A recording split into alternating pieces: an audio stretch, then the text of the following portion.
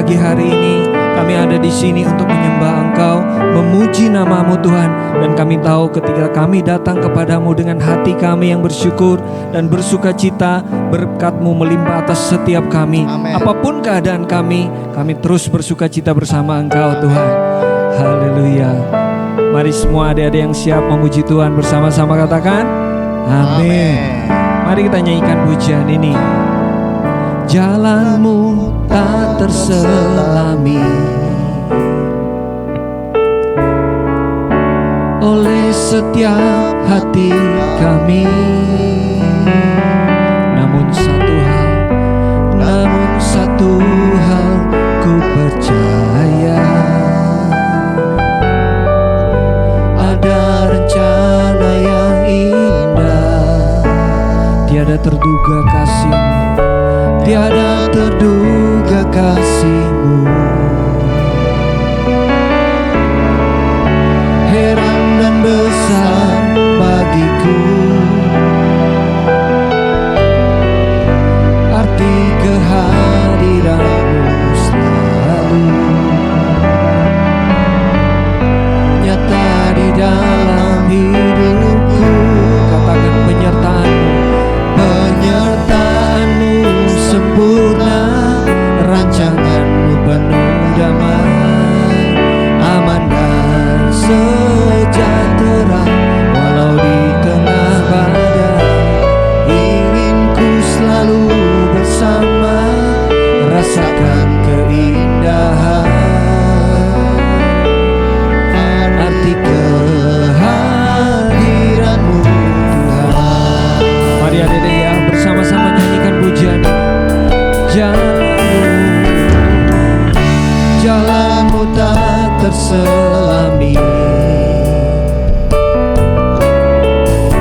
oleh setiap hati kami.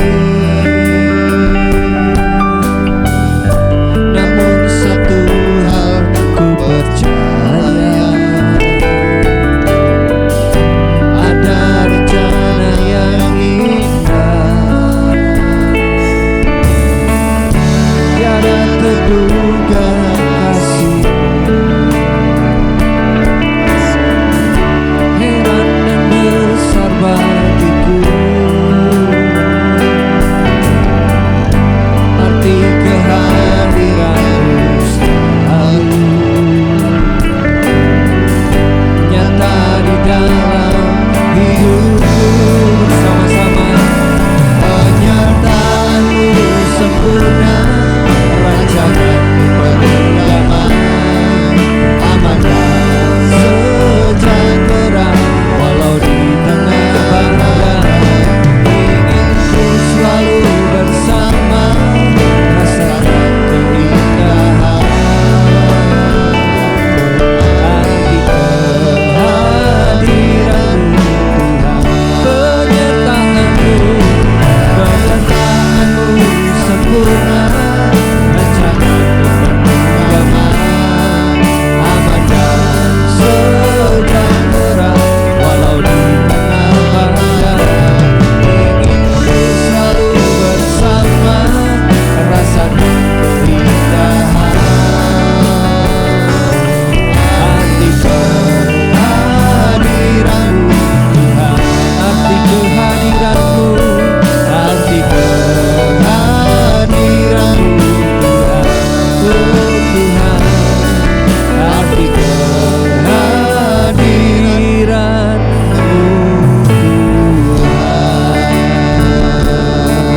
Haleluya, haleluya.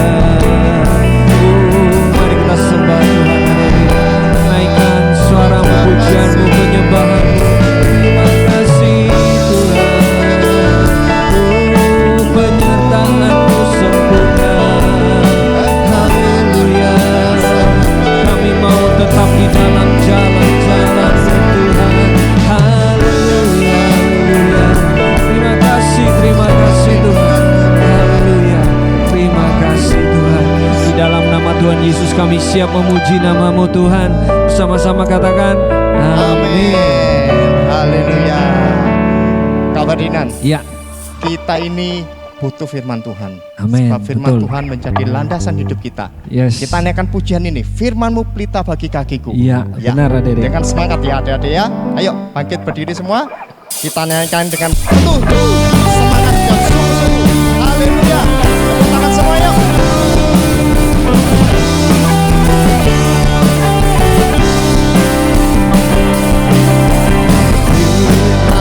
Tuhan, kita bagi kakiku.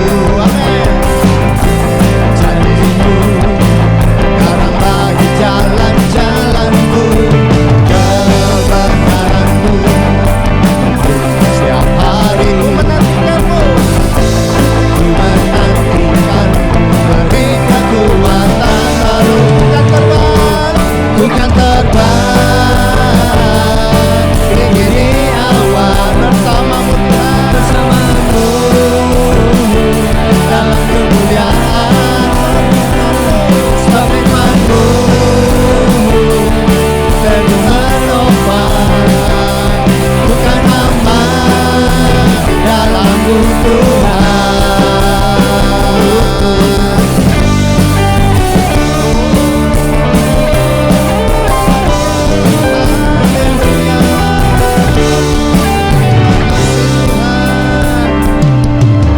Firman-Mu Tuhan, kita bagi kakiku. Amin. Janji-Mu terang bagi jalan-jalanku, kebenaran-Mu menuntun setiap hari. Ku menantikan-Mu, ku menantikan-Mu, beri kekuatan. Sama-sama katakan, bukan terbang tinggi di awan. Amin. Bersama-Mu dalam kemuliaan. Sebab firman-Mu teguh menopang, bukan hamba dalam-Mu Tuhan. Jalan-Mu di atas jalan-jalanku, rancangan-Mu melebihi rancanganku. Firman-Mu sungguh tak membebaskanku, berjalan lebih tinggi, berjalan bersama-Mu. Bukan terbang tinggi di awan, bersama-Mu dalam kemuliaan.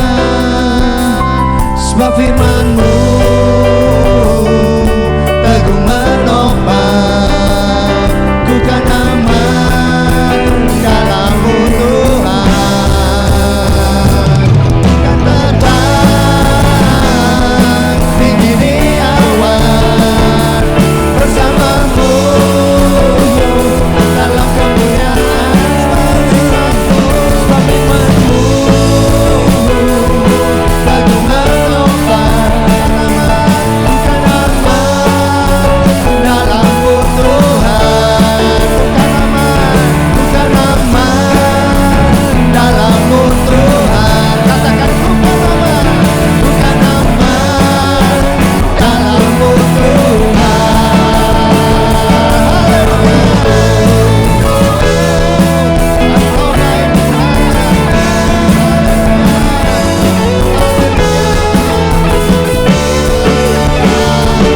Haleluya. Sampai di sana-sana iman yang buat Tuhan Yesus Allah kita. Haleluya. Haleluya. Haleluya. Anak-anak, adik-adik masih semangat memuji Tuhan? Semangat ya Kak? Semangat. Ya, kita Amin. masih penuh energi nih Kak. Ayo kita naikkan Haleluya. pujian yang berikutnya. Sebab kita ini adalah umat-umat pilihan Allah. Yes. Ayo kita harus menaikkan puji-puji Tuhan. Haleluya. Tepuk tangan semua yuk.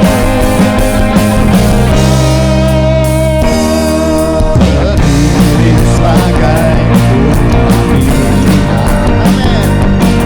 Berdiri memuji Tuhan. Semua musuh tak dapat bertahan karena kuasanya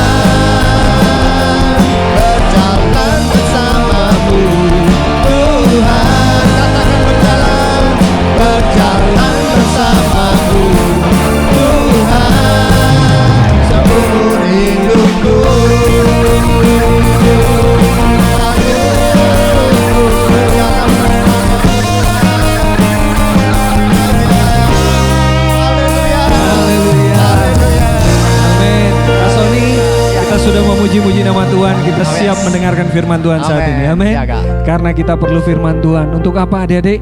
Untuk kita lebih lagi berserah kepada Tuhan, Yes. mengandalkan Tuhan Yesus dalam setiap jalan hidup kita.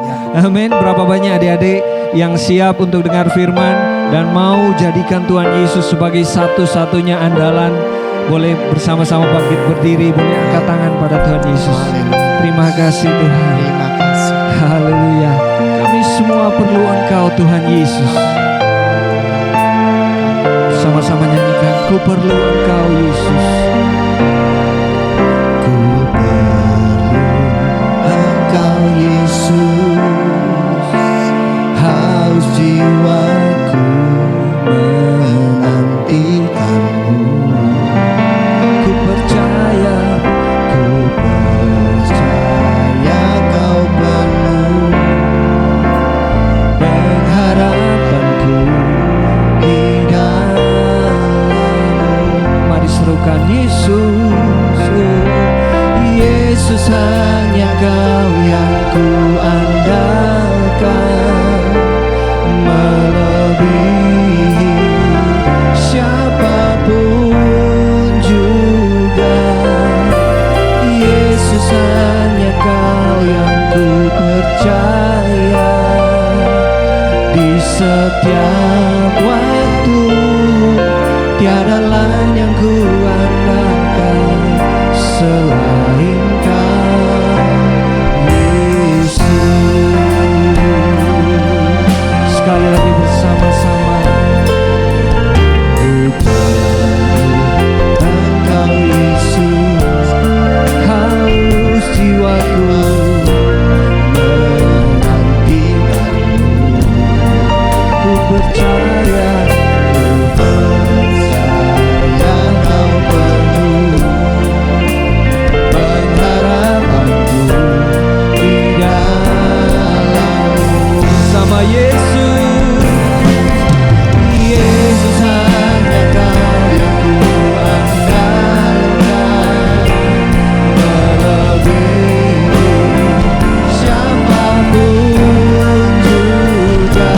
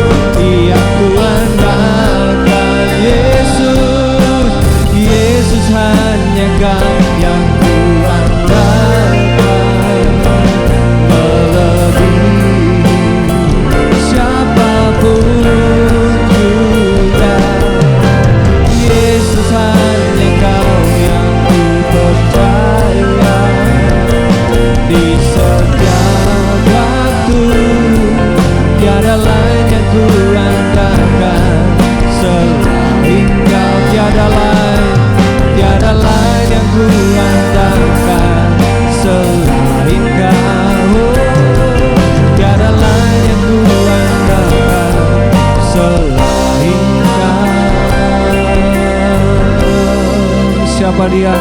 Yesus. Mari sembah dia. Kami sembah Kau Tuhan. Kami mau jadikan Engkau andalan kami dalam setiap jalan-jalan yang kami tempuh. Haleluya.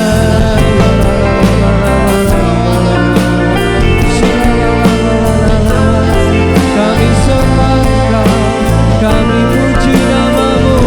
Haleluya, haleluya. Terima kasih Tuhan. Oh haleluya, haleluya. Terima kasih Tuhan.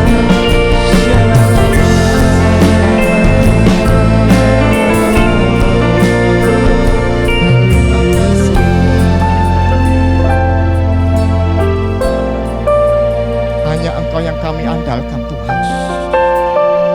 Dari dulu sekarang bahkan sampai selama-lamanya Engkau Tuhan tetap menjadi andalan kami.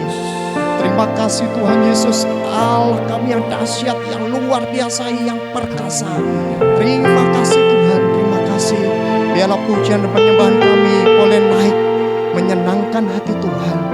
Terima kasih Tuhan. Dan sebentar Tuhan, bila kami akan mendengar kebenaran firman-Mu, mari Tuhan Kau berbicara lewat hamba-Mu yang sudah Tuhan pilih, sudah Tuhan tentukan untuk menyampaikan kebenaran firman-Mu. Kami butuh firman Tuhan. Amin. Terima kasih Tuhan, kami siap untuk mendengar firman-Mu. Di dalam nama Tuhan kami Yesus Kristus, kami sudah berdoa, memohon dan mengucap syukur. Semua yang siap untuk mendengar firman Tuhan, sama-sama katakan amin. Shalom, shalom. Puji Tuhan, kita bisa berjumpa lagi meskipun masih lewat online, tetapi semua ini karena kemurahan dan anugerah Tuhan atas kita semua. Ada amin? Adik-adik, kita semua sudah memuji dan membesarkan nama Tuhan. Kalau kita melakukannya dengan kesungguhan hati kita, karena kita mengasihi Tuhan, maka pujian dan penyembahan kita itu naik seperti dupa yang harum di hadapan Tuhan. Ya, sebab itu kita harus memuji Tuhan dengan sungguh-sungguh. Jangan ada yang bercanda, jangan ada yang bermalas-malasan. Amin. Ya, adik-adik, ada beberapa nama binatang yang disebutkan di dalam Alkitab yang kita punya. Di antaranya, ayo kita sama-sama ya sebutkan 5 jenis binatang yang disebutkan di dalam Alkitab. Yang pertama, domba. Ya, tentu saja ya, domba. Yang kedua, apa? Singa. Good, excellent. Yang ketiga, ayo. Yang agak susah, cicak. Oh ya, ada cicak ya. Lalu yang berikutnya, yang keempat, apa kira-kira? Raja Wali. Good. Dan yang kelima, semut. Nah, kalau kita berbicara tentang semut, Alkitab menjelaskan bahwa orang yang malas hendaknya belajar kepada seekor semut. Sebab apa? Semut ini terkenal sebagai binatang yang sangat rajin. Dia mengumpulkan makanannya di waktu musim panas supaya apa?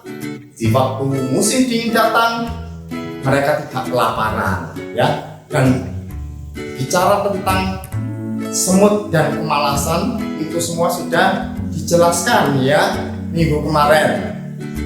Nah, pada siang hari ini bentar lagi kita akan mendengarkan firman Tuhan yang juga sangat penting, yaitu tentang kesia-siaan dan kecurangan serta kebohongan. Ya, diambil dari Amsal 30 ayat yang ke-8. Dua sifat ini Tuhan sangat tidak suka anak-anak. Ya, sebab itu perhatikan baik-baik firman Tuhan yang akan disampaikan. Supaya apa? Supaya hidup kita semua sama-sama boleh berkenan di hadapan Bapa di sorga. Amin. Puji Tuhan. Mari kita mau dengarkan firman Tuhan yang sebentar akan disampaikan. Kita mau benar-benar untuk mau fokus, konsentrasi saat firman Tuhan disampaikan. Supaya apa? Supaya firman itu boleh menjadi daging dalam diri kita. Selamat mendengarkan firman Tuhan dan sampai jumpa. Tuhan Yesus memberkati.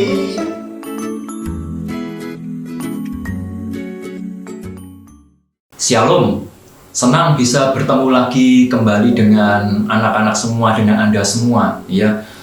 Om yakin dan percaya kita semua senantiasa selalu aman berada di dalam lindungan tangan Tuhan, sebab kita senantiasa berada tinggal di dalam anugerah Tuhan yang sangat-sangat luar biasa sekali.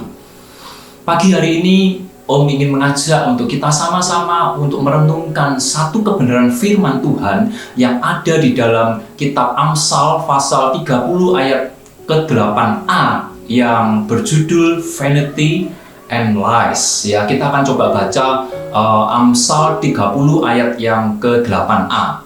Amsal 30 ayat yang 8a, Remove far from me vanity and lies. Ya, itu adalah di dalam bahasa Inggris King James Version, ya. Sekarang kita akan coba melihat di dalam terjemahan baru. Ya, terjemahan baru Amsal 30 ayat yang ke-8a. Amsal 30 ayat yang 8a, jauhkanlah daripadaku kecurangan dan kebohongan. Di sana dikatakan kecurangan dan kebohongan, ya. Jadi kalau di dalam terjemahan lama itu ada kesia-siaan. Nah, kita tahu coba dibaca ayat berikutnya. Jauhkanlah daripadaku kecurangan dan kebohongan, jangan berikan kepadaku kemiskinan atau kekayaan, biarkanlah aku menikmati makanan yang menjadi bagianku. Ya, jadi Amsal ini, ayat ini, pasal ini ditulis oleh Raja Salomo. Kita tahu ya, kita lihat gambar di samping kanan ini. Di sana Raja Salomo ini diberkati Tuhan sangat-sangat luar biasa sekali, baik tentang kekayaannya, tentang hikmatnya. Salomo diberkati Tuhan luar biasa sekali, sehingga pada zaman itu tidak ada raja yang seperti Salomo yang mempunyai hikmat maupun kekayaan yang sedemikian rupa yang bisa menyamai Raja Salomo. Tetapi ketika Raja Salomo ini diberkati Tuhan mencapai puncak-puncak kejayaannya, kerajaan Israel pada waktu itu, justru di saat itu Raja Salomo jatuh di dalam dosa. Sehingga kalau Salomo pada saat itu diberikan hikmat secara jasmani, tetapi rohaninya justru merosot. Kenapa? Karena Salomo jatuh di dalam dosa penyembahan berhala. Akibat Salomo mencintai banyak sekali perempuan-perempuan asing. Coba baca di dalam kitab 1 Raja-Raja pasal yang ke-10 ayat yang ke-23.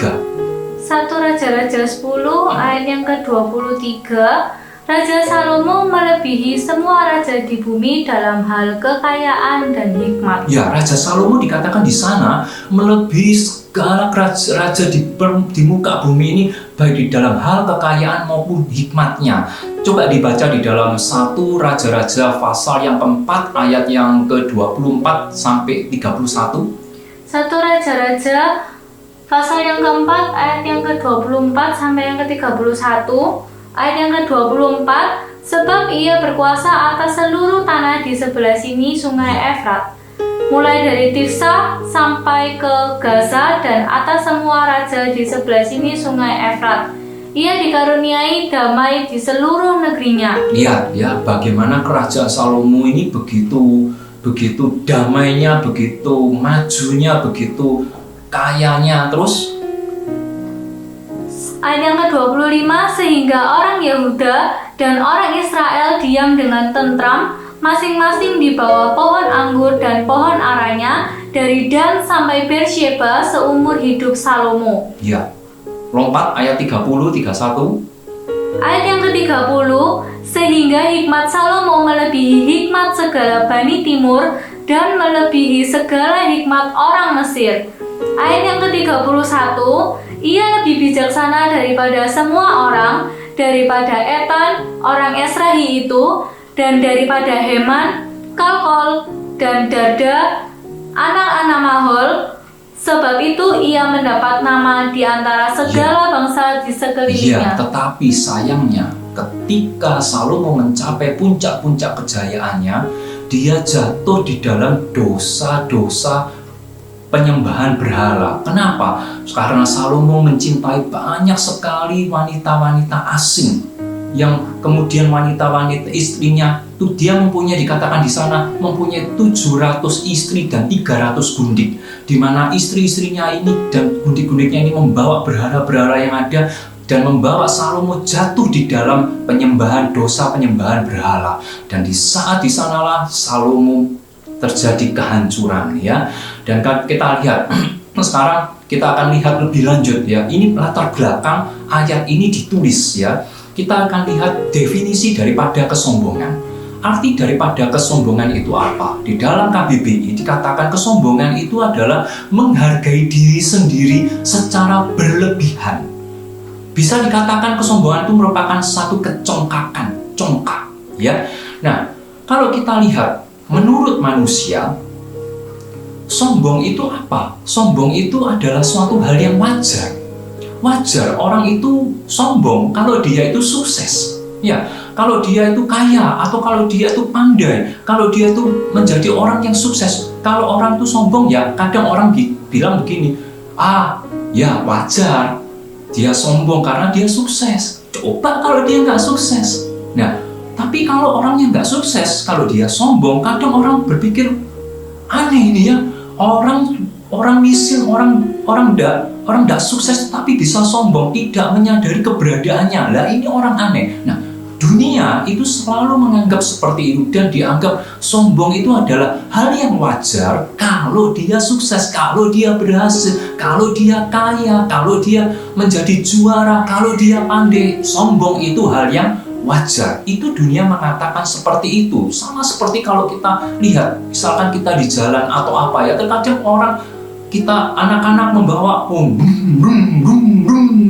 gitu ya, wah, woi, sombong rek. Tapi orang mengatakan begitu nggak masalah, karena dipikir, oh ya, memang membawa satu barang yang mewah, gitu. Tapi coba kalau dia membawa sesuatu hal yang jelek, dikatakan ini aneh, orang ini aneh. Nah, itulah dunia. Juga ketika seseorang menjadi juara, ya, ketika dia dengan sinis, orang mungkin cuma berpikir, ini perilakunya kurang baik. Sukses tetapi sombong, tetapi mereka masih bisa menerima. Kenapa? Karena orang-orang ini, anak-anak ini mungkin pandai, menjadi juara, sukses, sombong. Ya oke, pantas, ya. Nah, tetapi kita akan lihat pada pagi hari ini apa yang Tuhan atau firman Tuhan katakan tentang suatu kesombongan, sehingga kita mendapat satu patokan yang tepat tentang vanity atau kesombongan yang akan berakhir dengan satu bentuk kesia-siaan. Ya, kita akan lihat. Yang pertama, sombong itu adalah sifat sama seperti iblis. Coba dibaca di dalam Yesaya pasal yang ke-14 ayat yang ke-14. Yesaya pasal yang ke-14 ayat yang ke-14, aku hendak naik mengatasi ketinggian awan-awan. Nah, dikatakan aku hendak naik mengatasi ketinggian awan-awan. Inilah iblis. Berikutnya terus. Hendak menyamai yang maha tinggi. Hendak menyamai yang maha tinggi. Luar biasa. Ini sangat-sangat dosa sempurna. Dosa sombong itu ada tingkatan-tingkatannya. Tetapi pagi hari ini Om tidak akan bahas tentang tingkatan-tingkatan dosa sombong itu. Ya, tetapi kita akan melihat secara garis besar bahwa kalau seseorang sombong itu menurut kebenaran firman Tuhan, menurut Tuhan itu bukan suatu perkara yang remeh, tetapi itu suatu perkara yang besar. Kenapa? Karena sama seperti iblis yang dia ingin menyamai Tuhan. Kenapa? Karena sombong. Karena sebetulnya iblis tahu bahwa dia tidak mungkin bisa menyamai Allah Sang Pencipta, tetapi dia sombong. Dia ingin naik ke atas awan-awan menjadi sama seperti yang Maha Kuasa. Sombong itu juga merupakan salah satu dosa akhir zaman. Coba dibaca di dalam 2 Timotius pasal yang ketiga ayat yang kedua. 2 Timotius 3 ayat yang kedua, karena orang-orang akan mencintai dirinya sendiri, Ya, oke, terus. mencintai uang, Ya, membesarkan diri, membesarkan diri. Terus, sombong, sombong. Ini termasuk salah satu dosa akhir zaman. Jadi kita mesti paham bahwa di akhir zaman ini semakin menjelang kedatangan Tuhan akan semakin banyak kita menemukan orang-orang yang congkak, orang-orang yang sombong, orang-orang yang tidak takut akan Tuhan. Dan firman Tuhan mengatakan, di dalam Lukas pasal 14 ayat yang ke-11, yang meninggikan diri Tuhan lawan, Tuhan akan rendahkan. Coba baca di dalam Lukas pasal yang ke-14 ayat yang ke-11. Lukas 14 ayat yang ke-11, karena barang siapa meninggikan dirinya Barang siapa meninggikan dirinya akan direndahkan, dan yang merendahkan dirinya akan ditinggikan. dan yang merendahkan diri akan ditinggikan oleh Tuhan. Jadi kita sebagai anak-anak Tuhan, sebagai anak-anak Allah, putra-putra Allah yang mengenal, yang mengerti tentang kebenaran firman Tuhan, jangan kita ambil bagian di dalam dosa-dosa akhir zaman ini, termasuk salah satunya adalah kesombongan, kecongkakan manusia. Ya, kita lihat ya, orang yang sombong. Apa sih akibatnya orang yang sombong? Yang pertama kita akan lihat orang yang sombong itu dia tidak bisa menerima ketika pendapatnya itu tidak didengarkan. Coba kita baca salah satu contohnya yaitu Ahitofel. Ya, Ahitofel dan Husai. Coba dibaca ayatnya. Ini dia tidak bisa menerima ketika pendapatnya Ahitofel pada saat itu. Pendapatnya itu sama seperti pendapat dewa. Apa yang dia omongkan diturut oleh raja. Satu ketika dia membuat satu pendapat untuk raja, untuk mencelakakan Raja Daud, Tuhan menggagalkan dan pendapatnya tidak diterima. Akhirnya apa? Ahitofel ini marah. Ahitofel ini kecewa dan akhirnya Ahitofel ini bunuh diri. Coba bacakan. 2 Samuel 17 ayat yang ke-7, lalu berkatalah Husai kepada Absalom, nasihat yang diberikan Ahitofel kali ini tidak baik. Ya, Husai yang dipakai oleh Tuhan untuk menggagalkan rencana Ahitofel yang jahat untuk mendukung Absalom mengambil alih kekuasaan ayahnya Raja Daud, Tuhan gagalkan. Terus? Ayat yang ke-8, kata Husai pula, engkau tahu bahwa ayahmu dan orang-orangnya adalah pahlawan, dan bahwa mereka sakit hati seperti beruang yang kehilangan anak di padang. Lagi pula, ayahmu adalah seorang prajurit sejati. Ia tidak akan membiarkan rakyat tidur.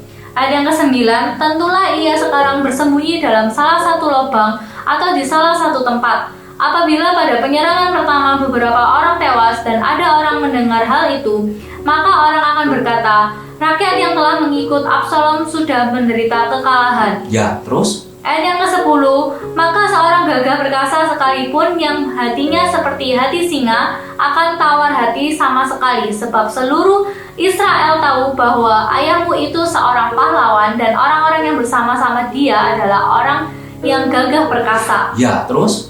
Ayat yang ke-11, sebab itu kunasihatkan, suruhlah seluruh Israel dari Dan sampai Beersheba berkumpul kepadamu seperti pasir di tepi laut banyaknya, dan engkau sendiri juga harus turut bertempur. Ya, di situ di akhir-akhir cerita itu dikatakan Ahitofel akhirnya pulang dan dia bunuh diri. Coba dibacakan ayatnya. Ayat yang ke-23, ketika dilihat Ahitofel bahwa nasihatnya tidak dipedulikan, lihat ya, terus dipasangnyalah pelana keledainya. Lalu berangkatlah ia ke rumahnya, ke kotanya, ia mengatur urusan rumah tangganya, kemudian menggantung diri. Lihat. Demikianlah ia mati, lalu ia dikuburkan. Satu akhir yang tragis, orang yang sombong. Akhirnya dia tidak bisa menerima ketika pendapatnya tidak diterima, tidak lagi didengarkan, dan dia melakukan bunuh diri. Dan kita tahu bahwa bunuh diri itu adalah dosa. Dan paling tidak minimal dosa rangkap 5. Ya, kita lihat yang berikutnya.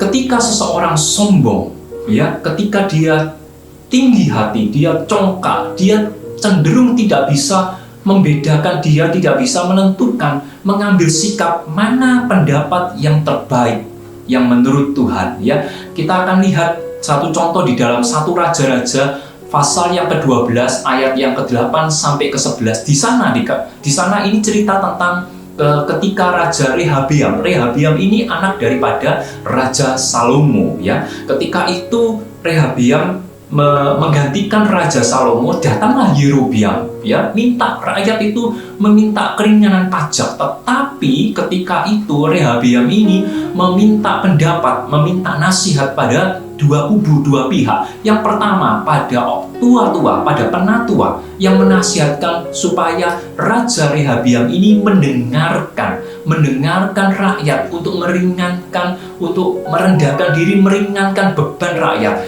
Tetapi nasihat yang berikutnya adalah nasihat dari orang-orang sepantaran Rehabeam. Ya, ini nasihat orang-orang muda pada saat itu.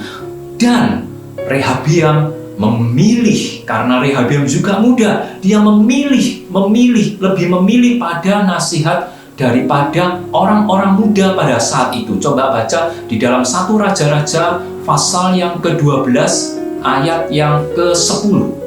1 Raja-Raja 12 ayat yang ke-10.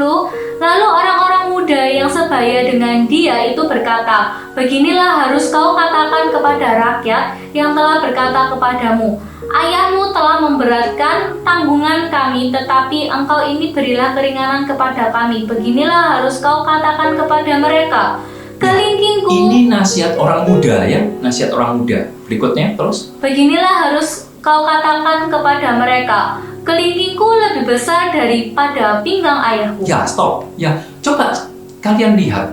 Ini kelihatannya keren, ya, sebagai seorang muda yang penuh keyakinan, dikatakan kelingkingku itu lebih besar daripada pinggang ayahku. Saya nggak bisa bayangin kalau kelingkingnya ini bisa sebesar pinggang daripada Raja Salomo. Itu sebetulnya artinya kelingkingnya Rehabeam itu bengkak.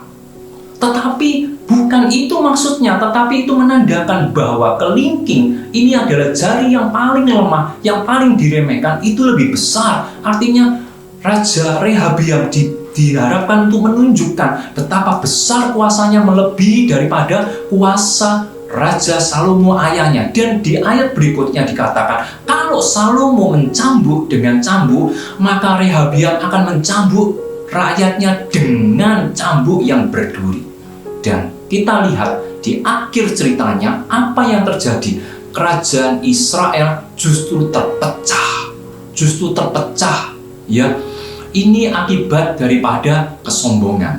Yang berikutnya, ketika seseorang itu sombong, menjadi sombong, apa yang terjadi dalam kehidupannya? Dia bisa memandang lebih rendah orang lain. Dia menganggap bahwa dirinya adalah yang paling benar dan orang lain selalu salah, orang lain berdosa. Dirinya suci, orang lain berdosa. Coba baca di dalam Lukas pasal yang ke-18 ayat yang ke-14. Lukas 18 ayat yang ke-14, aku katakan kepadamu, orang ini pulang ke rumahnya dibenarkan lain daripada yang lainnya. Karena setiap orang yang meninggikan dirinya akan direndahkan, dan dia yang merendahkan dirinya akan ditinggikan. Ya, pada saat itu dibandingkan pemungut cukai dan orang Farisi, yang mana orang Farisi senantiasa menganggap bahwa dirinya itu adalah orang suci, orang kudus, dan orang lain itu dianggap, oh itu pemungut cukai, berdosa, orang berdosa. Ini adalah orang-orang yang sombong. Orang yang sombong, selain dia berakhir yang tragis, dia tidak bisa mendengarkan nasihat, dia juga tidak bisa menerima kalau nasihatnya tidak didengar orang lain, dan dia senantiasa menganggap lebih rendah orang lain. Orang sombong apa yang diakibatkan daripada orang yang sombong ini? Orang yang sombong tidak bisa, seringkali orang yang sombong tidak bisa melihat bahwa semua yang dimilikinya, semua yang kita miliki itu semata-mata hanya karena anugerah daripada Tuhan. Ini sama seperti kalau kita ingat kejadian daripada Raja Nebukadnezar. pada saat itu Raja Nebukadnezar ini dikaruniakan oleh Tuhan atas seizin Tuhan. Raja Babel menjadi satu kerajaan yang besar, yang termasyhur ketika zaman itu. Dan pada saat itu Raja Nebukadnezar mulai tinggi hati. Dan ketika Raja Nebukadnezar mulai tinggi hati, dia direndahkan. Coba baca bagaimana Raja Nebukadnezar ketika dia direndahkan. Daniel 4 ayat yang ke-30, berkatalah raja, bukankah itu Babel yang besar itu? Sebelumnya Tuhan sudah mengingatkan melalui vision, melalui penglihatan, melalui mimpi yang diartikan oleh Daniel. Tetapi rupanya Raja Nebukadnezar ini tetap tidak mengingat-ingat. Dan ketika pada saat itu dia berada di atas, dia melihat kerajaannya begitu megahnya, begitu tenarnya, dia mulai berkata seperti itu. Terus berikutnya, bukankah itu Babel yang besar itu, yang dengan kekuatan kuasaku dan untuk kemuliaan kebesaranku telah kubangun menjadi kota kerajaan. Telah kubangun menjadi kota kerajaan. Terus ayat yang ke-31, raja belum habis bicara ketika suatu suara terdengar dari langit, kepadamu dinyatakan ya Raja Nebukadnezar, bahwa kerajaan telah beralih daripadamu. Ayat yang ke-32, engkau akan dihalau dari antara manusia dan tempat tinggalmu akan ada di antara binatang-binatang di padang. Kepadamu akan diberikan makanan rumput Tuhan seperti kepadamu. merendahkan seorang raja yang agung, yang dihormati, yang terkenal, diambil subsidinya oleh Tuhan menjadi seperti binatang, tinggal di hutan. Ya, terus? Dan demikianlah akan berlaku atasmu sampai 7 masa berlalu, sehingga engkau mengakui bahwa Yang Maha Tinggi berkuasa atas kerajaan manusia dan memberikannya kepada siapa yang dikehendaki. Sampai ketika 7 masa berlalu, ketika Raja Nebukadnezar kembali mengakui bahwa semua yang ada, yang dimilikinya, semua itu adalah karunia Tuhan, anugerah Tuhan, maka Tuhan mengembalikan posisi daripada Raja Nebukadnezar. Ya, jadi kita lihat ini satu pelajaran yang luar biasa sekali. Nah, orang yang sombong, ketika dia membiarkan dia tinggal di dalam kesombongannya, tabiat kesombongannya terus menjadi tumbuh sempurna. Orang yang sombong itu akan tumbuh menjadi tingkat-tingkat yang sempurna, sama seperti iblis. Dia tidak lagi menghormati Tuhan, dia tidak lagi menaruh rasa hormat pada Tuhan. Ini sama seperti siapa? Belshazzar. Belshazzar ini anak daripada Raja Nebukadnezar. Apakah Belshazzar ini tidak tahu ketika Tuhan mengangkat tinggi ayahnya menjadi satu penguasa, menjadi raja, satu kerajaan yang terkenal di seluruh dunia, yaitu Babilonia. Kemudian Tuhan ketika Raja Nebukadnezar ayahnya ini menjadi sombong, tinggi hati, dan Tuhan merendahkan. Dan ketika ayahnya ini bertobat, Tuhan kembali membuat kembali posisinya menjadi semula. Raja Belshazzar ini pasti tahu, pasti mengetahui apa yang dialami oleh ayahnya. Tetapi Raja Belshazzar ini sangat-sangat beda dengan ayahnya. Raja Belshazzar ini sangat congkak, sangat sombong, dan dia tidak menghormati. Ketika itu dia membuat satu pesta, dan dia memakai barang-barang cawan-cawan dari Bait Allah bangsa Israel yang ada untuk pesta, untuk dipakai untuk pesta dengan kurang ajarnya, tanpa menghormati, menaruh rasa hormat pada Tuhan. Dan kita lihat apa yang terjadi. Tolong dibacakan ayatnya. Daniel 5 ayat yang ke-23, Tuanku meninggikan diri terhadap yang berkuasa di surga. Ya, Tuanku meninggikan diri terhadap yang berkuasa di surga. Ini Daniel berkata pada Raja Belshazzar. Ketika di sana tiba-tiba terdapat tangan yang menulis di dinding, menei tekel ufarsin. Terus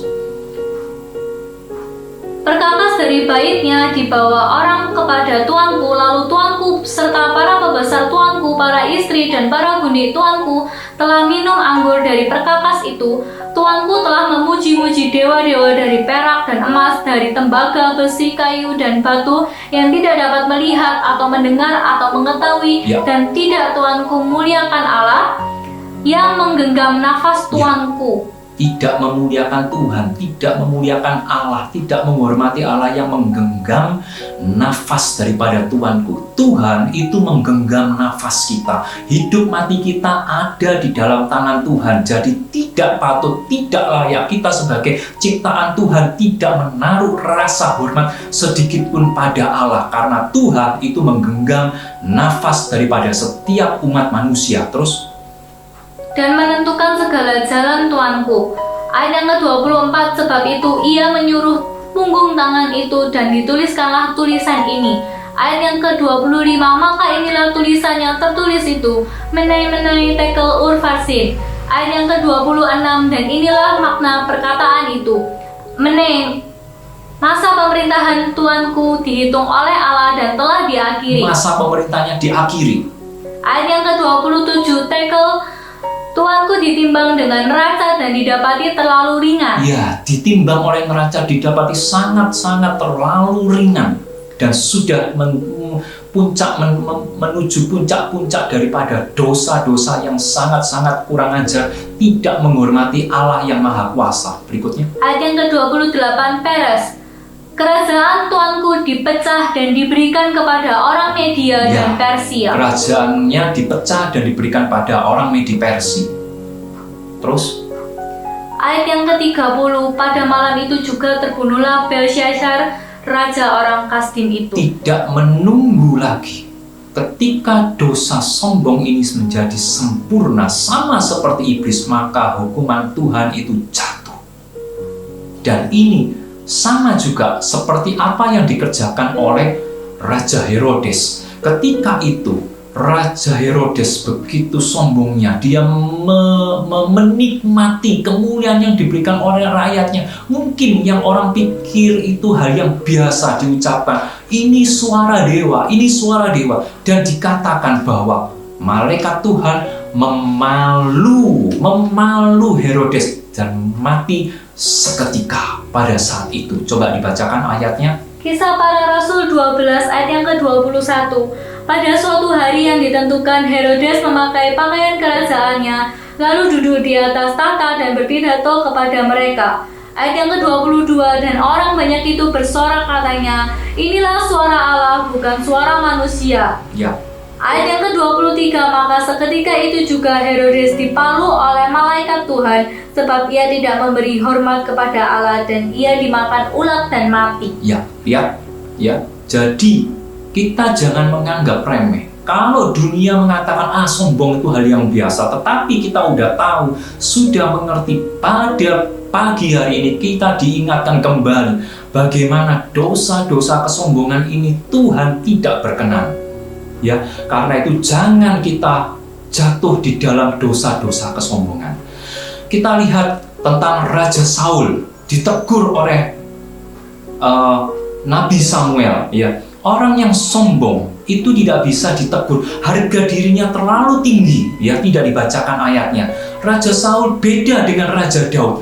Kalau Raja Saul ketika ditegur melakukan kesalahan oleh Nabi Samuel, Raja Saul berkata pada Nabi Samuel, Oke, aku salah, tetapi tolong hargai aku di mata rakyat yang ada. Tetap harga diri itu bagi Saul itu segalanya. Karena itu ending daripada Raja Saul adalah tragis, mati bunuh diri. Ya, mati bunuh diri. Juga kalau kita lihat beda dengan Raja Daud. Ketika Raja Daud melakukan dosa yang keji dengan mengambil Batseba istri daripada Uria, kemudian Nabi Nathan menegur Raja Daud. Apa yang Raja Daud kerjakan? Raja Daud mengaku, ya, aku berdosa, akulah orangnya, aku berdosa. Mungkin rakyatnya mengetahui, rakyatnya mendengar itu, bagaimana kejinya Daud terhadap Uria, salah satu pasukannya, tentaranya yang begitu setia, istrinya diambil, kemudian berzina dengan istrinya. Tetapi Tetapi bagi Raja Daud, harga diri itu bukan segalanya. Dia merendahkan diri, dia mengaku bertobat sungguh-sungguh, sebab Raja Daud mempunyai hati yang ingin memperkenankan Tuhan. Ya, kita akan lihat yang berikutnya tentang lies. Vanity and lies. Kita sudah lihat tentang vanity, tentang kesombongan. Sekarang kita akan lihat tentang lies. Lies apa? Kebohongan. Dusta, kebohongan. Apa itu kebohongan? Kebohongan itu bisa berarti berkata atau melakukan sesuatu tindakan yang tidak benar. Ya, jauh dari kebenaran, itu adalah suatu kebohongan. Nah, kebohongan, kalau kita lihat itu suatu hal atau berdusta, berkata-kata dusta, berkata-kata bohong, ya. Mungkin menurut kita itu suatu hal yang wajar. Apakah ketika kita sekali waktu kita berdosa, kita berbohong, kemudian adakah efek yang begitu rupa sehingga kita ini begitu? Enggak, ya. Orang dunia menganggap itu hal yang wajar. Kalau kalian lihat seorang anak yang tanyain, kamu tadi ngambil punya ibu? Enggak, ya.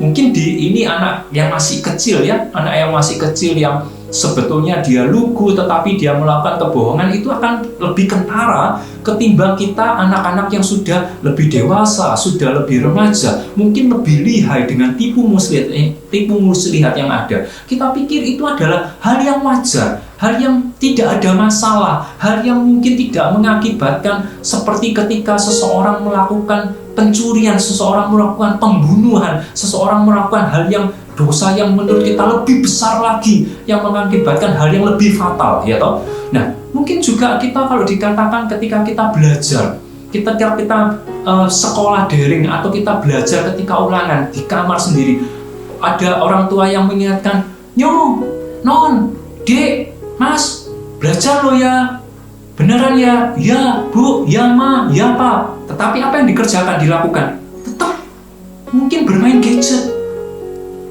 Apa yang terjadi? Nggak ada masalah, nggak akan ada akibat yang sangat fatal di dalam kehidupannya mungkin, ya.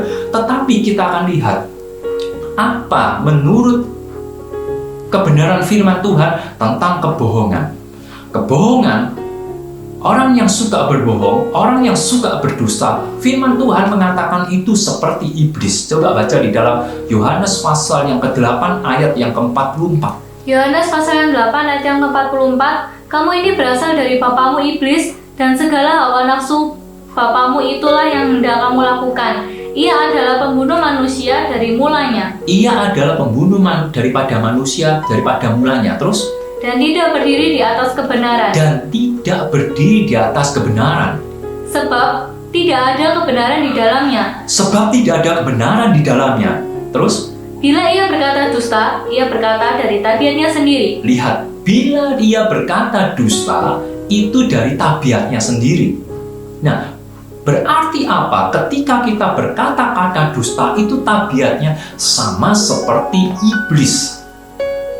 Padahal kita mengaku sebagai putra-putra Allah, anak-anak Tuhan yang sudah dilahirbarukan, yang seharusnya muncul tabiat baru, bukan tabiat lama, tabiat yang senang berdusta. Kita coba lihat, berdusta, berbohong itu juga melanggar kebenaran firman Tuhan. Coba baca di dalam Imamat pasal yang ke-19 ayat yang ke-11. Imamat 19 ayat yang ke-11, janganlah kamu mencuri, janganlah kamu berbohong, dan janganlah kamu berdusta seorang kepada sesamanya. Janganlah kamu mencuri, janganlah kamu berbohong, janganlah kamu berdusta kepada sesamanya, kepada seseorang lainnya. Itu firman Tuhan. Jadi ketika kita berdusta, ketika kita berbohong, baik kita berbohong pada sesama kita, pada orang tua kita, pada guru kita, mungkin tidak mengakibatkan sesuatu yang fatal, mungkin menurut kita secara jasmani, tetapi ketahuilah bahwa itu melanggar kebenaran firman Tuhan. Dan ketika kita melakukan pelanggaran kebenaran firman Tuhan, kita sudah tahu itu adalah suatu perbuatan dosa. Dan Tuhan, dikatakan Tuhan itu tidak berkenan, bahkan Tuhan akan membinasakan orang-orang yang berkata bohong. Coba baca di dalam Mazmur pasal yang ke-5 ayat yang ke-6. Mazmur 5 ayat yang ke-6, Engkau membinasakan orang-orang yang berkata bohong. Tuhan jijik melihat penumpah darah dan Dikatakan penipu. Tuhan jijik, eber, Tuhan itu jijik, Tuhan itu benci terhadap orang-orang yang menumpahkan darah dan pendusta, penipu. Terus, Ayat yang ke-7, dibacakan lagi ayat yang ke-6. Engkau membinasakan orang-orang yang berkata bohong. Engkau membinasakan orang-orang yang berkata bohong. Ya, ini firman Tuhan mengatakan seperti itu. Dan dikatakan bahwa orang yang suka berbohong, mempunyai tabiat bohong, itu dikatakan seperti bernafas bohong. Jadi sedikit-sedikit bohong. Jadi dia bernafas bohong. Apa yang dikerjakan senantiasa bohong. Dan bohong itu menjadi satu ikatan dosa yang mengikat kehidupannya, yang melahirkan beranak dosa-dosa yang lainnya. Kita sudah belajar banyak bulan ini, baik tentang minggu yang lalu, ya, tentang sluggard, ya, ketika Ban Chun mengatakan tentang pemalas itu berkaitan dengan dosa-dosa yang lainnya. Betul, karena dosa-dosa itu, ikatan dosa itu bisa menggeret, memperanakan dosa-dosa yang lainnya, termasuk dosa berbohong, bernafas bohong. Coba baca di dalam Amsal pasal yang ke-19 ayat yang ke-9, terjemahan lama. Amsal 19 ayat yang ke-9, seorang saksi dusta tiada akan terlepas daripada hukum, dan seorang yang bernafas bohong itu akan binasa kelak. Ya, lihat ya, ini bukan hal yang remeh, bukan hal yang biasa, tetapi sesuatu hal yang Tuhan sangat-sangat tidak berkenan. Bahkan dikatakan di dalam Wahyu pasal 21 ayat yang ke-27 bahwa dusta, orang yang suka berdusta itu tidak bisa masuk di dalam kerajaan surga. Coba baca. Wahyu 21 ayat yang ke-27, tetapi sekali-kali tiada akan masuk ke dalamnya barang apa yang najis, atau orang yang mengerjakan haram dan dusta. Orang yang mengerjakan haram dan dusta tidak bisa masuk ke dalamnya. Terus, melainkan hanya orang yang tersurat namanya di dalam kitab hayat anak domba itu. Iya, pegang baik-baik kebenaran firman Tuhan pada pagi hari ini tentang kesombongan dan tentang kedustaan, tentang kebohongan. Ya, kita akan lihat ya, orang-orang yang suka berbohong, orang-orang yang bernafaskan bohong, orang-orang yang suka berdusta, apa yang terjadi di dalam kehidupannya, meskipun terkadang seketika itu tidak terjadi apa-apa, mungkin menurut kita tidak seperti itu, tetapi yang jelas itu melanggar kebenaran firman Tuhan dan tidak bisa masuk di dalam kerajaan surga. Kita sudah baca itu menurut kebenaran firman Tuhan. Kita akan lihat beberapa contoh yang ada tentang orang muda dari Amalek yang makan buah-buah mulutnya akibat dia berbohong. Coba baca di dalam 2 Samuel pasal yang pertama ayat yang ke-15-16. 2 Samuel 1 ayat yang ke-15. Lalu Daud memanggil salah seorang dari anak buahnya dan berkata, "Kemari, paranglah dia." Orang itu memarangnya sehingga mati. Ayat yang ke-16, dan Daud berkata kepadanya, "Kau tanggung sendiri darahmu, sebab mulutmu lah yang menjadi saksi menentang engkau, karena berkata, aku telah membunuh orang yang diurapi Tuhan." Lihat ya, ini orang Amalek. Orang Amalek ini berbohong. Dia menghadap Raja Daud. Padahal kita tentang dia menghadap Raja Daud, dia menceritakan bahwa dia membunuh Raja Saul. Padahal kita tahu ceritanya di dalam kebenaran firman Tuhan bahwa Raja Saul mati sebab bunuh diri. Tetapi orang Amalek ini rupanya dia menghadap Raja Daud dan dia berbohong. Dan apa akibatnya? Dikatakan Raja Daud mengatakan bahwa ketika dia menyuruh salah satu tentaranya untuk membunuh orang muda Amalek ini, akibatnya apa? Orang muda Amalek ini mati di dalam tanggungannya akibat perkataannya sendiri. Setiap orang akan makan buah-buah mulutnya sendiri. Coba baca di dalam Amsal pasal 18 ayat yang ke-21. Amsal pasal 18 ayat yang ke-21, hidup dan mati dikuasai lidah, siapa suka menggemakannya akan memakan buahnya. Karena itu jangan kita gampang-gampang berbicara, jangan kita mudah untuk mengucapkan perkataan-perkataan apalagi itu tidak benar dan itu bohong, itu dusta. Apapun dusta itu mungkin menurut kita hal yang remeh, hal yang sepele yang kita ucapkan pada saudara kita, pada orang tua kita, pada guru kita atau pada sesama kita. Tetapi biarlah kita benar-benar takut akan Tuhan.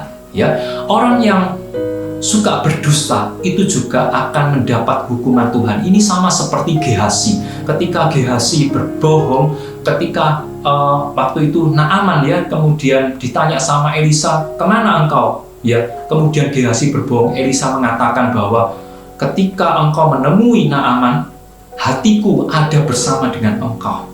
Ya, dan kusta Naaman itu masuk di dalam diri Gehazi, sehingga Gehazi akibatnya menderita kusta. Gehazi akibatnya riwayatnya tamat, bukan artinya mati, tetapi seharusnya Gehazi ini menjadi mungkin pengganti daripada Elisa. Akhirnya Gehazi tidak bisa menjadi pengganti Nabi Elisa. Ya, kita akan lihat yang terakhir tentang contohnya tentang dusta daripada Ananias dan Safira. Ini satu tingkat dusta yang sudah sangat-sangat tinggi sehingga Ananias Safira dikatakan oleh Petrus berani mendustai Roh Kudus dan akibatnya fatal. Ya, coba baca di dalam Kisah pasal yang kelima ayat yang ketiga sampai ke-10. Kisah Para Rasul pasal yang kelima ayat yang ketiga, tetapi Petrus berkata, "Ananias, mengapa iblis memenuhi hatimu sehingga engkau mendustai Roh Kudus dan menahan sebagian dari harga tanah itu?" Ayat yang keempat, "Selagi belum dijual, bukankah itu milikmu sendiri? Dan sesudah dijual, bukankah itu ada dalam kekuasaanmu sendiri?" Ya, jadi Ananias ini dikatakan sama Petrus dikuasai oleh iblis. Ya, apakah Petrus berkata sembarangan? Tidak. Petrus di dalam pengurapan Roh Kudus, dia bisa melihat bahwa begitu rupanya Ananias ini berani berbohong dan mendustai Roh Kudus. Berikutnya, "Mengapa kamu merencanakan hal ini di dalam hatimu? Engkau bukan berdusta kepada manusia, tetapi kepada Allah." Ayat yang kelima, "Ketika mendengar perkataan ini, rebahlah Ananias dan mati. Maka ketakutan yang besar datanglah atas mereka." Apa akibatnya? Dengan Akibatnya Ananias mati seketika. Dan ketika istrinya datang si Safira, dia melakukan hal yang sama dan lagi istrinya mati seketika. Ini akibat yang tragis. Ketika dosa itu sudah sempurna, meningkat pada tingkat-tingkat yang sempurna, maka hukuman Allah itu dijatuhkan. Karena itu kita jangan menganggap remeh tentang kesombongan dan tentang dusta.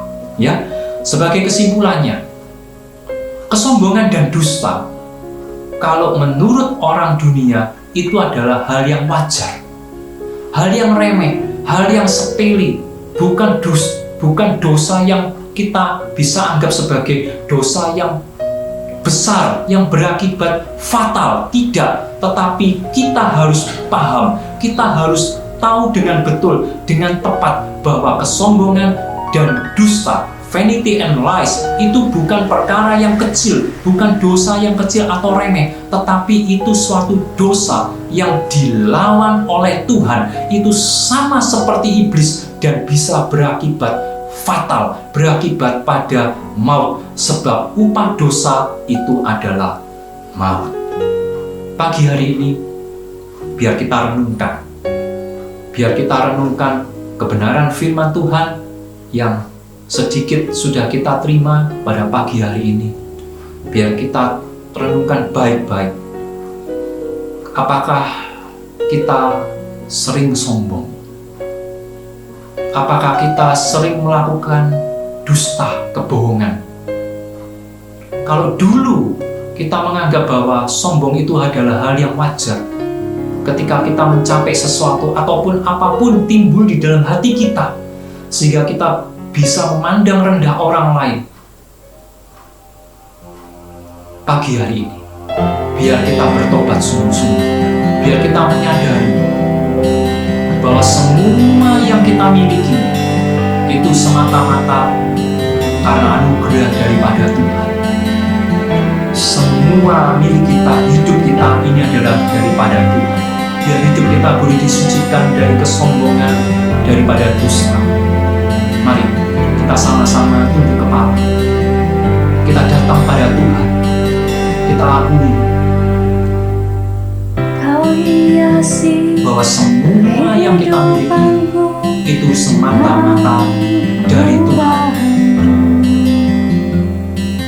Kau rancangkan masa depanku penuh dengan harapan. Aku ada saat ini, semuanya karena kasih-Mu. Aku hidup hari ini, semuanya karena kasih-Mu. Terima kasih Yesus. Katakan Engkau sangat baik Tuhan. Teramat baik bagiku. Biar kita nyanyikan pujian ini berulang-ulang. Kita sadari bahwa semua hanya karena anugerah Tuhan. Kau hiasi kehidupanku dengan kemurahan-Mu. Kau rancangkan Tuhan masa depan. Kau rancangkan masa depanku penuh dengan harapan. Katakan sama-sama, aku ada Tuhan sebab Engkau. Aku ada saat ini, semuanya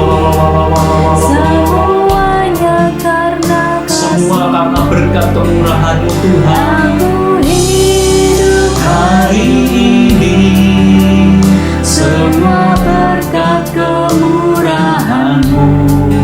Terima kasih Yesus, Engkau sangat baik, teramat baik bagiku. biar kita menyadari keberadaan kita. Setiap apa yang kita miliki itu semua semata-mata karena anugerah Tuhan. Tidak ada satupun yang patut kita banggakan.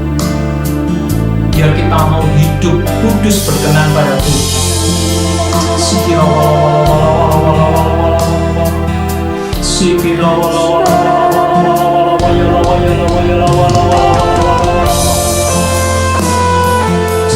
Yesus, semua milik kami adalah semua keberadaan kami hanya karena Engkau ya Tuhan. Tidak patut kami meninggikan diri di hadapan-Mu ya Tuhan. Hanya Engkau yang layak ditinggikan, dipuji, diagungkan di atas segalanya. Thanks Lord for everything that you have done for us. Aku ada saat ini, semuanya karena kasih-Mu. Aku hidup hari ini, semua berkat kemurahan-Mu. Terima kasih Yesus, Engkau sangat baik, teramat baik bagiku. Mari sama-sama katakan Engkau Ada saat ini, semuanya karena kasih-Mu. Aku hidup hari ini, semua berkat kemurahan-Mu. Terima kasih Yesus, Engkau sangat baik, teramat baik. Aku ada saat ini, semuanya karena karena kasih-Mu. berkat-Mu Tuhan. Aku hidup hari ini, semua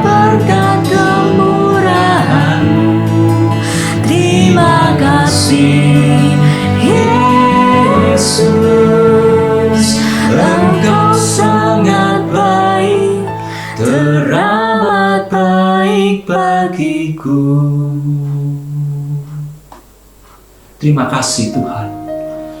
Terima kasih Tuhan. Kalau keberadaan kami saat ini ya Tuhan, kalau kami ada sebagaimana kami ada Tuhan, itu semata-mata hanya karena anugerah-Mu ya Tuhan. Tidak patut ya Tuhan kami meninggikan diri ya Tuhan atas semua keberadaan kami ya Bapa. Biar pada pagi hari ini ya Tuhan, kami ya Tuhan boleh mengetahui, kami boleh sadar ya Tuhan bahwa segala sesuatu itu hanya berkat kemurahan-Mu ya Bapa. Tuhan, Engkau mau sucikan setiap kami ya Tuhan. Engkau mau sucikan ya Tuhan tabiat-tabiat kami ya Tuhan. Jauhkan kami ya Tuhan, jauhkan kami ya Tuhan dari kesombongan ya Tuhan. Jauhkan kami ya Tuhan daripada segala macam dusta ya Tuhan. Apapun yang ada ya Tuhan, sebab itu bukan perkara yang remeh ya Tuhan, tetapi itu adalah kebencian daripada-Mu ya Bapa. Kuduskan, sucikan kehidupan anak-anak-Mu ya Bapa. Biar Roh Kudus-Mu ya Tuhan saat ini ya Tuhan mencengkeram hati kami ya Tuhan, berkata-kata pada setiap kami ya Tuhan. Kalau ada ya Tuhan kami di hari-hari yang lalu, ada yang senang sombong, ada yang senang berkata-kata bohong, berkata-kata dusta, baik pada sesama, baik kepada saudara, baik kepada orang tua maupun kepada guru ya Tuhan. Saat ini ya Tuhan, Engkau dengar ya Tuhan hati-hati yang sungguh-sungguh ya Tuhan merendahkan diri di hadapan-Mu ya Tuhan, yang bertobat ya Tuhan. Biar Engkau ampuni ya Bapa, biar kemurahan-Mu ya Tuhan sama ya Tuhan seperti Daud ya Tuhan, yang merendahkan diri di hadapan-Mu ya Tuhan, dan Engkau mengasihi ya Tuhan, pengampunan-Mu ya Tuhan, kebesaran-Mu, kasih setia-Mu ya Tuhan, panjang sabar-Mu ya Tuhan akan senantiasa menaungi kami ya Bapa. Berkati ya Tuhan setiap anak-anak-Mu ya Tuhan yang sudah hadir pada pagi hari ini ya Tuhan, yang mereka mendengarkan kebenaran firman-Mu, yang mereka menaruh ya Tuhan firman-Mu di dalam hati mereka ya Tuhan. Biar Roh Kudus-Mu ya Tuhan boleh bekerja ya Tuhan di dalam kehidupan mereka ya Tuhan. Sucikan, kuduskan kehidupan mereka meskipun mereka masih muda ya Tuhan, tetapi biar mereka boleh hidup kudus, suci di hadapan-Mu ya Tuhan. Berkati mereka ya Tuhan di dalam kehidupan mereka sehari-hari ya Tuhan. Berkati mereka di dalam sekolah mereka, berkati mereka di dalam keluarga mereka, berkati orang tua mereka ya Tuhan. Kau cukupi ya Tuhan setiap keluarga, kebutuhan keluarga mereka ya Tuhan, istimewa di tengah-tengah pandemi sama seperti saat ini ya Tuhan. Engkau tidak pernah meninggalkan umat-Mu ya Tuhan. Engkau tidak pernah meninggalkan anak-anak-Mu yang terus berharap pada-Mu ya Bapa. Engkau berkati ya Tuhan, Kau sucikan ya Tuhan kehidupan anak-anak-Mu. Kau pimpin senantiasa di dalam keseharian mereka, hari lepas hari di dalam kehidupan mereka. Mari kita angkat kedua belah tangan kita. Terimalah berkat daripada Tuhan. Biarlah kasih daripada Allah Bapa, anugerah daripada Tuhan Yesus Kristus, dan karunia daripada Roh Kudus lengkap dengan karunia-karunia mujizat-mujizat daripada Tuhan Roh Kudus senantiasa menyertai kita sampai pada kesudahannya. Maranatha, Tuhan Yesus datang kembali. Di dalam nama Tuhan Yesus, semua yang mau hidup kudus, suci, berkenan pada Tuhan, katakan sama-sama amin. Tuhan Yesus memberkati kita semua. Haleluya.